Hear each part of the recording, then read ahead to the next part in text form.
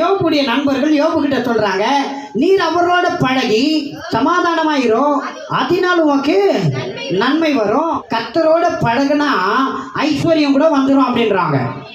நீ செல்வந்தானாய் மாறி விடுவ, நீ ஐஸ்வர்யவனாய் மாறி விடுவ. ஏன்னா நீ பழகிறது யாரோட? ஐஸ்வர்ய சம்பன்னரோட. சொல்லுங்க, நான் பழகிறது ஐஸ்வர்ய சம்பன்னரோட.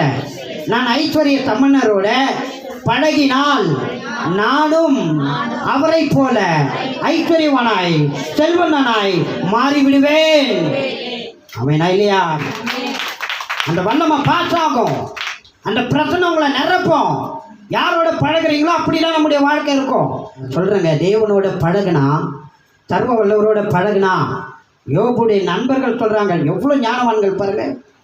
அந்த காலத்திலே, பைபிள் இல்லாத காலத்தில், யாரும் எடுத்து சொல்லக்கூடாத நாட்களில் இப்பேற்பட்ட ஒரு வெளிச்சம் இருந்தது, இப்பேற்பட்ட ஒரு ஞானம் இருந்தது. நீ சர்வ வல்லவரோட பழகி சமாதானமா இருந்தா நீ எப்படி ஆயிடுவ? செல்வந்தனாய் மாறி விடுவ, நன்மைகள் உனக்கு வரும், நீ ஐஸ்வர்ய சம்பன்னரா மாறி விடுவ. அல்லேலூயா. எத்தனை பேருடைய தரித்திரம் போனோம், எத்தனை பேருடைய கடன் போனோம், எத்தனை பேர் வீட்டில் இருக்கிற சாபம் நீங்கணும்.